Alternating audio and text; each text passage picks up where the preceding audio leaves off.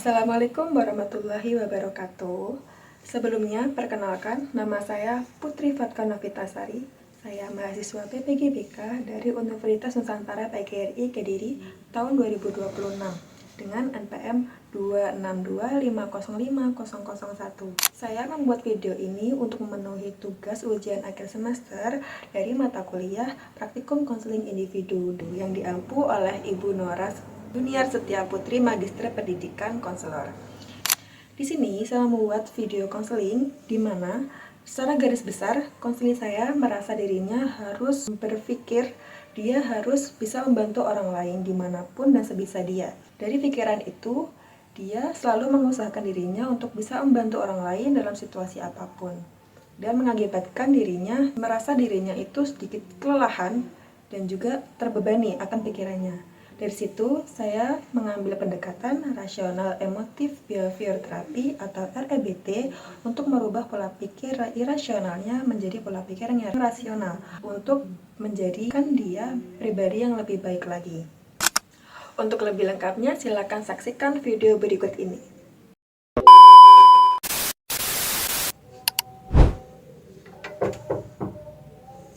Iya, silakan masuk. Waalaikumsalam.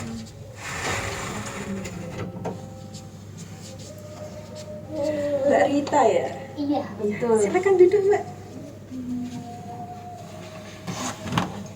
Dinyamakan dulu duduknya. Iya, Sudah? sudah. Tadi Mbak Rita habis dari mana sebelum kesini? Tadi saya habis ngerjain kerjaan tugas Bu, kelompokan sama temen. Tugasnya banyak ya Mbak Rita. Iya Bu, banyak sekali. Kelihatan kok datang-datang wajahnya agak lesu gitu. Iya Bu, banyak tugasnya Bu, deadline-nya juga berdempetan gitu loh Bu. Kadang bingung mau ngerjainnya mana gitu. Sudah makan tapi sebelum kesini? Sudah, saya sudah makan tadi. Makan apa? Saya makan ayam geprek. Ayam geprek sama teman-teman. Iya, bareng-bareng tadi Bu. Di luar apa di sekitaran sini? Di sekitaran sini saja sih Bu. Mbak Rita juga kelihatan agak kurang sehat. Apa habis sakit toh Mbak? Minggu kemarin saya sempat sakit sih Bu, tapi alhamdulillah sekarang udah sehat. Iya, itu kok agak pucet ya, maaf. Oh iya Bu, nggak apa-apa. Tapi kesininya tadi bener-bener niat kesini atau nanti ada acara lagi? Bener-bener kesini Bu. Jadi tidak ada paksaan ya. Bener-bener dari Mbak Rita sendiri ya mau menemui Ibu. Iya. Iya gitu. Baik. Ibu ucapkan terima kasih karena Mbak Rita kemarin udah menghubungi Ibu, tanya Ibu besok ada waktu apa enggak, saya kira ada apa, ternyata Mbak Ritanya mau konseling gitu. Ibu terima kasih karena Mbak Rita sudah memang benar-benar meluangkan waktunya. Mungkin nanti Mbak Rita silakan bisa cerita dirasakan oleh Mbak Rita ke Ibu itu ya. Nanti Mbak Rita. Oh iya, Mbak Rita ini sebelumnya sudah pernah konseling apa belum? Belum. Baru pertama ini konseling. Pertama ya Bu. Jadi Mbak Rita belum tahu apa itu konseling. Jadi strukturnya kayak gimana belum tahu gitu ya. Belum tahu, cuma saya dapat bocoran dari teman sih Bu, katanya kalau konseling itu nggak usah takut. Guru BK-nya itu bakal jaga kerahasiaan kita, terus juga membantu kita buat mencari solusi bersama gitu sih Bu, setahu saya. Soalnya saya tanya-tanya ke teman sebelum menghubungi Ibu. Oh gitu. Temannya pernah konseling sama Ibu atau sama guru yang lain? Sama guru yang lain. Sama guru yang lain. Ya. Teman sekelas. Beda kelas Bu. Oh, beda kelas. Jadi Mbak Rita sebelum ke Ibu tanya-tanya dulu gitu ya. Iya. Kenapa kok tanya-tanya dulu? Saya kan pertama kali. Oh iya. Saya masih takut atau bingung kalau itu kayak gimana ya gitu. Iya, ada pikiran takutnya juga ya Mbak ternyata. Iya Bu. Iya, Ibu bisa maklumi, bisa paham kok. Baik, karena Mbak Rita belum pernah konseling, jadi Ibu jelaskan sedikit dulu. Jadi nanti konseling itu adalah kegiatan kita, di mana Mbak Rita silakan bercerita seleluasanya Mbak Rita tanpa Ibu mengejudge, dan nanti kita bisa mencari solusi kita bersama-sama yang dirasa pas untuk Mbak Rita lakukan setelah konseling ini selesai. Jadi nanti bisa diterapkan untuk hari-hari besok gitu, yang dirasa mungkin Mbak Rita memang sudah mendapatkan jawaban dari masalahnya Mbak Rita gitu. Dan Mbak Rita nanti sesi konseling ini nanti Mbak Rita jangan perlu memikirkan yang enggak, jadi Mbak Rita silakan fokus cerita, bisa leluasannya Mbak Rita, seterbukanya Mbak Rita, Ibu akan dengarkan dengan baik. Dan nanti dari cerita Mbak Rita akan kita rahasiakan bersama gitu. Kita saling rahasia, jadi Mbak Rita tidak perlu cerita kemana-mana lagi nih. Nanti kalau dirasa udah cukup ke Ibu, baik kita selesaikan di sini.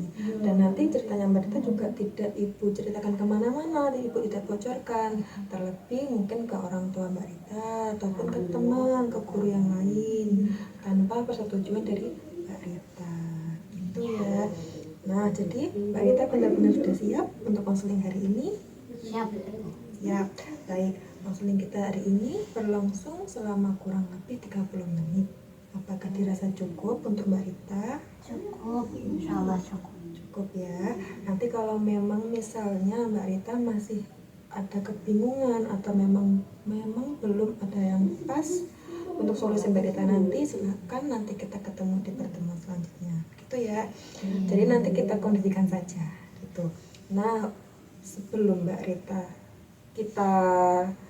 bisa cerita lebih lanjut, di sini Ibu ada info concern di mana ini Mbak Rita isi karena berisi sesuai dengan persetujuan kesepakatan kita hari ini. Karena Mbak Rita kesini tidak dipaksa oleh siapapun, jadi di sini bisa diisi nama, jenis kelamin, sekolah, dan tanda tangan Mbak Rita atas kesediaan Mbak Rita mengikuti konseling hari ini. Gitu ya? Iya. Mau diisi sekarang apa nanti setelah cerita? Nanti saja bisa ya Pak. Bisa, gitu, silahkan. Baik. Dredeg? Iya masih agak. Masih dredeg, oke. Mbak kita silakan atur nafas dulu. Tarik nafas, buang nafas. Tarik nafas, buang nafas. Ya. Baik, sudah? Sudah. Baik. Tadi Mbak Rita mau cerita untuk lebih lanjut, silakan. Apa yang dirasakan Mbak Rita akhir-akhir ini? Gini ya Bu, akhir-akhir ini tuh saya merasa kalau diri saya tuh orang jahat gitu. Soalnya mungkin atau memang saya nih orang jahat ya Bu ya.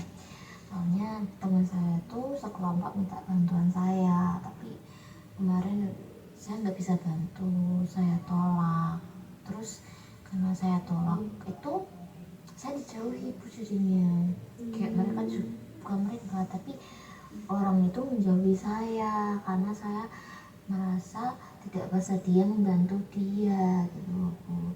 Jadi saya merasa kalau diri saya itu jahat gitu loh Bu, karena kok ada orang yang minta bantuan kok nggak saya bantu, malah saya tolak. Terus akibatnya dia sepertinya marah sama saya gitu loh Bu. Jadi ada konflik sendiri jadinya sama dia. Kalau boleh tahu itu di hari apa Mbak kejadiannya? Itu 3 hari yang lalu sih Bu. Tadi Mbak Rita bilang kalau Mbak Rita itu kalau tidak membantu orang lain menganggap diri Mbak Rita jahat. Kenapa kok bisa Mbak Rita sampai berpikiran seperti itu? Soalnya gimana ya Bu, karena saya tuh pengennya jadi orang baik-baik terus, nggak mau jadi orang yang bermasalah atau gimana ke orang lain. Tapi Tapi dari situ sih saya juga sebenarnya ngerasa capek, tapi juga membuat saya senang. Di lain sisi juga saya merasa kalau terus-terusan kayak gitu, saya merasa ada yang salah sama diri saya. Mengapa demikian juga saya menghubungi ibu, karena saya sudah merasa terganggu selama berhari-hari gitu. Saya selalu mencari solusi, apa ya salahnya saya, apa karena saya nggak bantu terus akhirnya saya dijauhi, berarti saya orang yang jahat kalau begitu gitu kan Bu. Saya mikirnya kayak gitu karena sebagai manusia kita kan makhluk sosial ya Bu ya, katanya juga harus membantu sama satu sama lain, tapi saya malah nggak bisa bantu terus jahat tuh. Begitu. Mbak Rita berpikiran seperti itu dari memang akhir-akhir ini atau memang sudah Mbak Rita pikirkan dari masa kecilnya Mbak Rita? Itu dari lama sih Bu. Waktu itu kalau dari pengalaman masa kecil saya itu, saya kan punya saudara.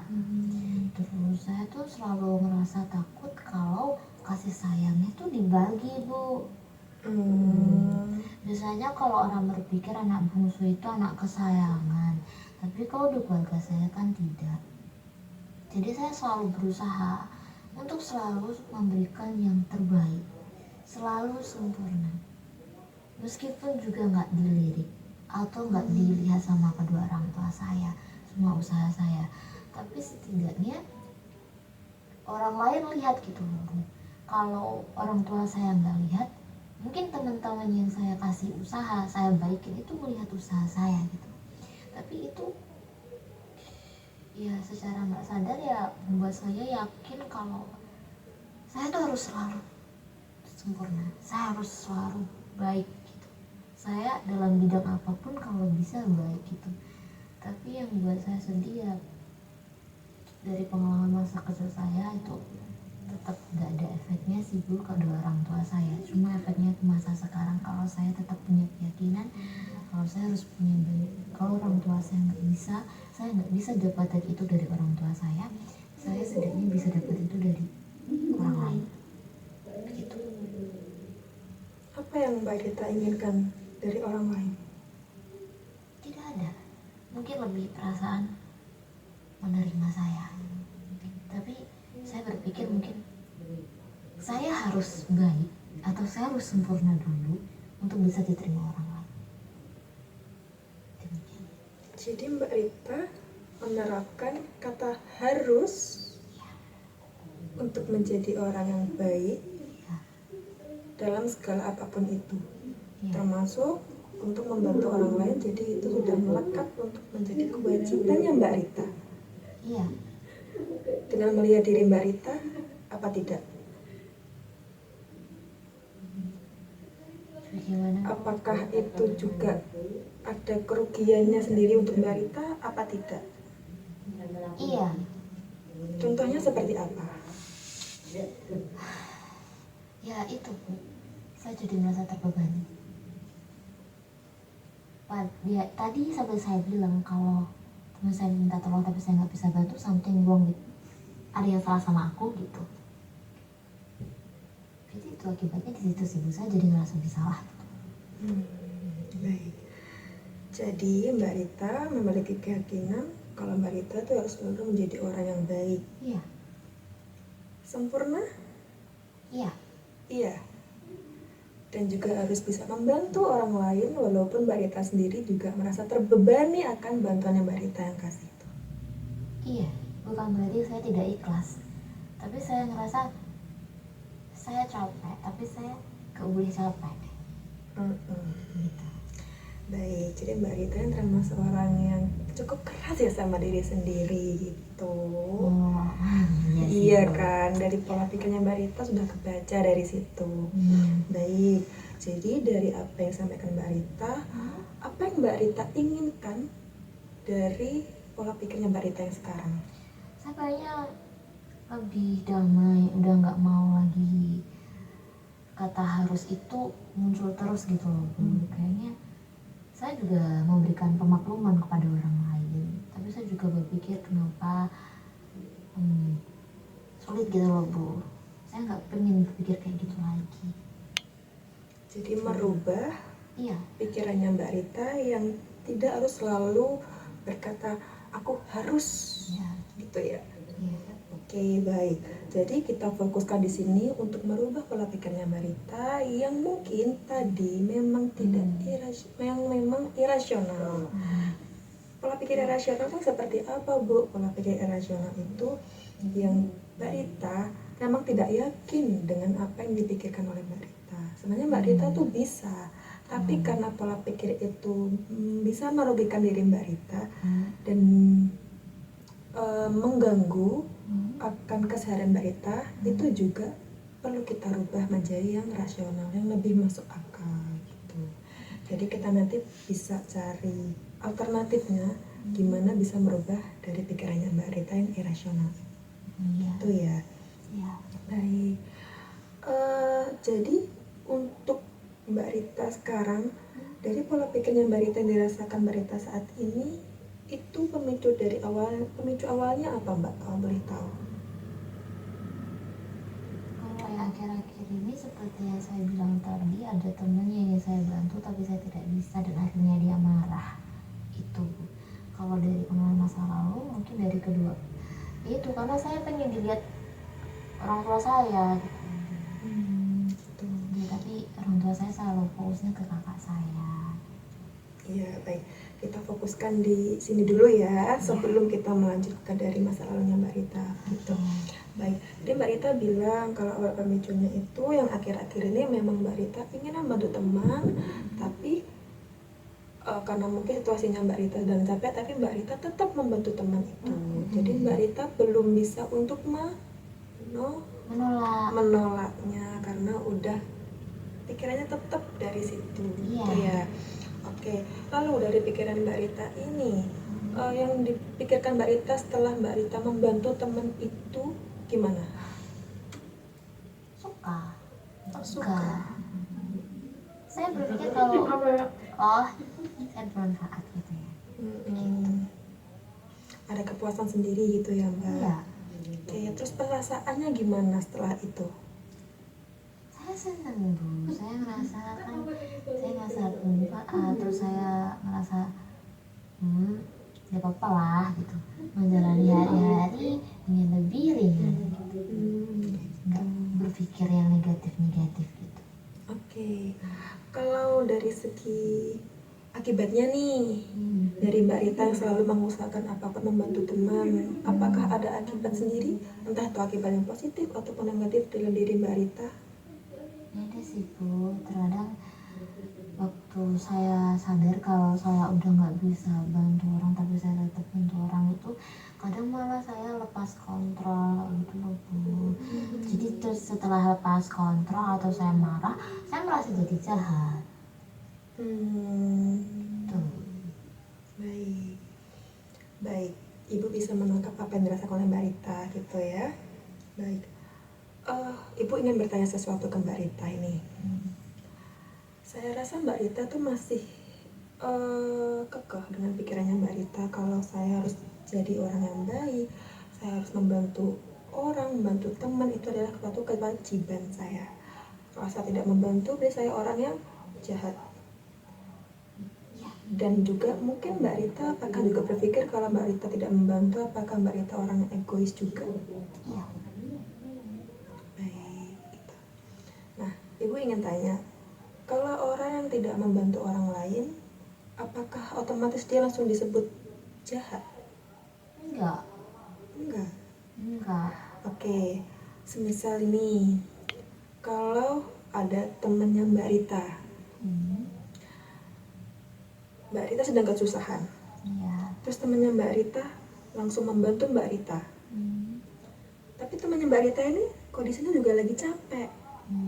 Mbak Rita tetap mau dibantu oleh dia, atau temannya Mbak Rita ini menolak terlebih dahulu dari tawaran Mbak Rita untuk dibantu oleh dia? Ya gagal komunikasi sih Bu ke saya.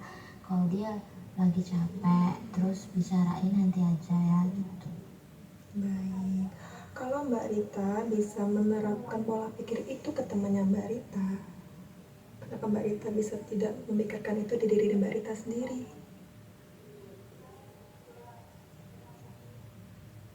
Oh iya Bu ya. Oke, kita pikirkan lagi. Iya. Iya, gimana? Sepenangkapnya Mbak Rita seperti apa?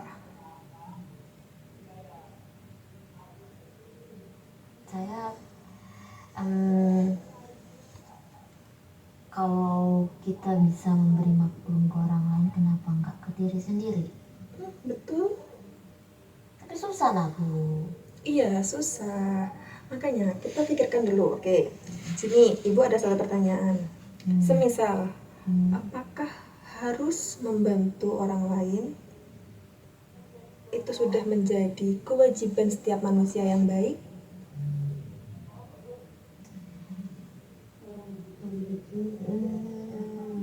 Sepertinya iya. Iya. Kalau orang yang berani menolak untuk membantu orang lain, apakah dia langsung disebut orang yang jahat? Enggak juga sih Bu. Enggak juga. Apakah kalau Mbak Rita tidak membantu temannya Mbak Rita langsung menjadi orang yang egois? Mbak Rita menjadi orang yang jahat? Enggak sih Bu, kayaknya enggak deh Bu.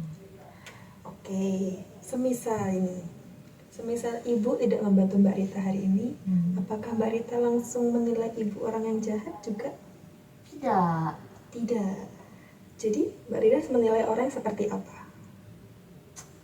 Kalau orang nggak bisa bantu bukan berarti dia orang jahat, tapi mungkin dia punya urusannya sendiri dulu, atau dia mau melakukan hal-hal dulu yang penting dulu, atau dia punya urusan yang mendesak, saat itu baru membantu orang, atau dia lagi capek dan butuh istirahat.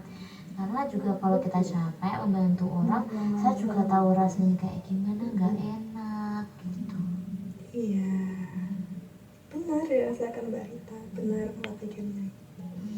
Jadi apapun yang Mbak Rita lakukan saat ini, kalau itu memang Mbak Rita tidak bisa menyanggupi untuk membantu orang lain, tidak apa-apa. Nggak apa ya Bu ya. Iya. Sebelumnya Mbak Rita kalau ada teman yang bantu nih, pengen dibantu Mbak Rita tuh sama diri sendiri tuh bilangnya kayak gimana? Contoh, aku harus bantu temanku ini. Soalnya ini udah kalau nggak bantu berarti nanti kasihan temenku nggak bisa, nanti nggak ada yang nolongin temenku selain aku. Atau Mbak Rita ada kata-kata yang lain selain itu? Ya kalau ada teman yang bantu aku selalu berpikir kalau kalau ada orang yang mau minta bantuan kita, ya sebaiknya harus kita bantu gitu. Artinya ya orang itu lagi di masa kesusahan gitu. Terus siapa tahu juga di lain waktu kalau saya perlu bantuan, saya tahu siapa yang bisa saya hubungi gitu. Baik, itu pola pikir yang irasional. Kalau Mbak Rita ingin merubahnya pelan-pelan, contohnya seperti mungkin Mbak Rita melatih diri Mbak Rita untuk berani menolak terlebih dahulu. Gimana pikirnya Mbak Rita untuk menolak itu? Saya mungkin akan mengatakan kalau ya maaf saya belum bisa bantu, atau aku belum bisa bantu ya soalnya aku lagi ada urusan ini, kalau next time gimana, nggak apa-apa, atau perlu apa gitu. Itu juga cukup bagus Mbak Rita. Jadi untuk selanjutnya, apakah pola pikir yang Mbak Rita katakan tadi itu sudah cukup untuk merubah pola pikirnya Mbak Rita yang sebelumnya?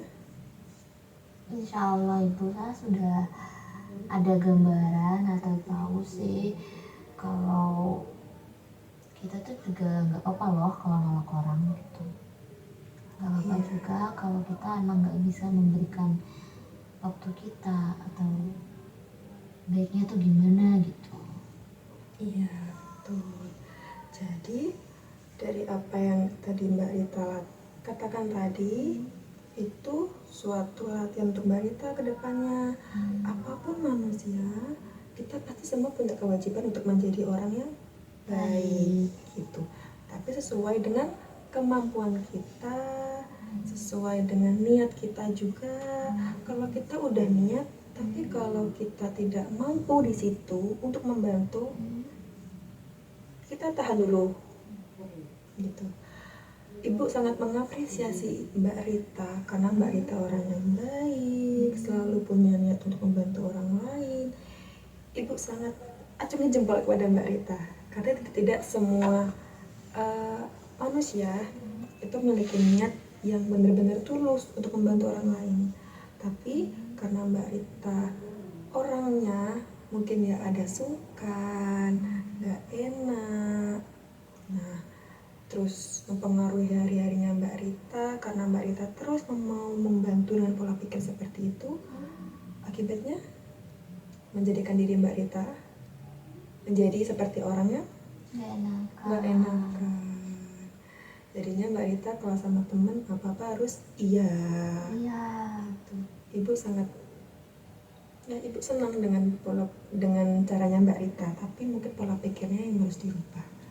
Gitu ya. Baik, tadi Mbak Rita untuk merubah pola pikirnya, tadi Mbak Rita menyatakan yang seperti apa? Ya, untuk kalau biasanya harus, sekarang tidak harus, atau boleh, atau sekiranya aku harus membantu, jadi pikir-pikir dulu, maaf ya, berusaha untuk menolak kalau aku lagi sibuk, aku belum bisa bantu gitu. Sekiranya tapi hal yang bisa aku bantu nanti juga nggak apa-apa, tapi untuk sekarang belum bisa. Mungkin kayak gitu sih, Bu. Sudah bagus ya. Jadi untuk Mbak Rita ke depannya, Ibu juga ada contoh ini. Ada satu anak itu sama dia seperti Mbak Rita. Apa-apa aku harus bantu ke orang, apa-apa aku harus bersikap baik ke orang karena itu suatu kewajiban. Kita tahu itu kewajiban, tapi kita harus juga membatasi diri kita akan kemampuan kita. Apakah Mbak Rita juga merasakan itu? Akan keterbatasnya kemampuannya Mbak Rita sendiri? Iya. Kalau Mbak Rita merasakan terbatasnya kemampuan, kenapa Mbak Rita terus-terusan berpikir atas membantu orang lain?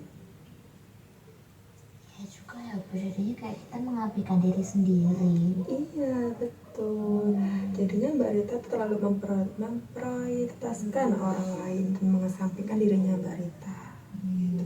Mbak Rita merasa lelah, pas capek juga ngerjain tugas yang banyak.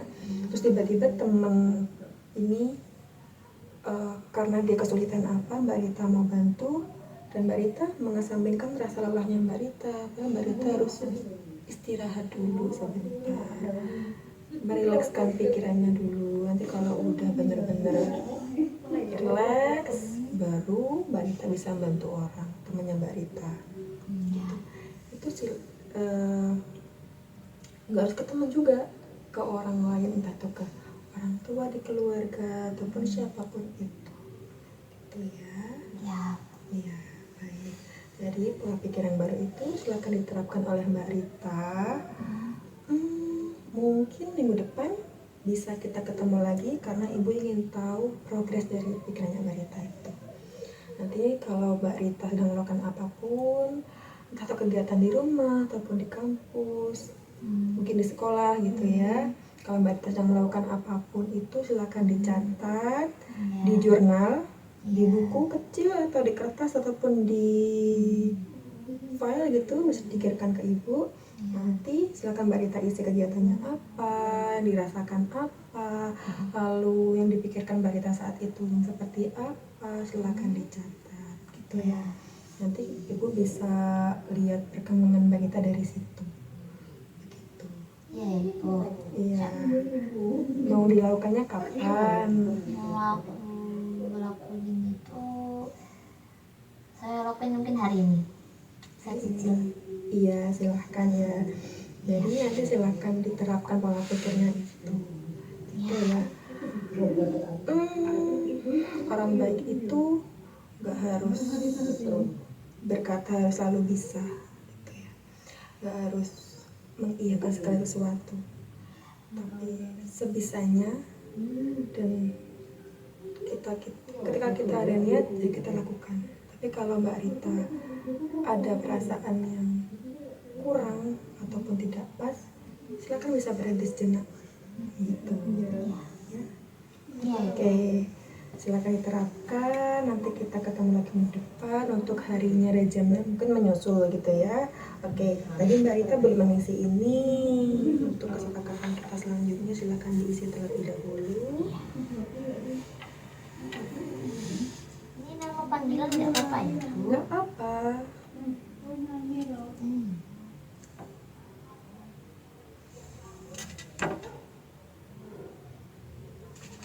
Ya, terima kasih ya Mbak Rita. Baik. Dari ini nanti bisa rahasia ceritanya Mbak Rita gitu. Nanti kalau Mbak Rita mau cerita ke ibu lagi silahkan. Ya, itu tadi diingat-ingat pesan dari ibu, silahkan diterapkan dan jangan lupa untuk melakukannya di rumah gitu ya, dimanapun Mbak Rita berada. Ya. Terima kasih ya Mbak Rita sudah mau menemui ibu hari ini. Saya juga terima kasih karena Ibu sudah menyediakan waktunya buat saya, sudah membantu saya. Saya alhamdulillah cukup tenang sih sekarang, Bu. Alhamdulillah gitu ya. Maaf ya kalau ibu mungkin tadi omongannya agak belibet atau kurang jelas. Apa-apa, Bu? Ibu sangat terima kasih. Mbak Rita udah mau terbuka, mau kesini. Niat Mbak Rita kesini udah ibu acungin jempol gitu ya. Sangat-sangat bagus gitu. Nah, dari sini langsung pulang. Langsung pulang. Langsung pulang. Hati-hati di jalan ya. Nanti salam sama orang tua gitu ya. Ada yang ingin disampaikan lagi? Sudah. Cukup? Cukup. Baik, terima kasih ya Mbak Rita. Iya, kalau begitu saya pamit dulu. Iya. Hati-hati di jalan ya Mbak. Makasih, Bu. Iya.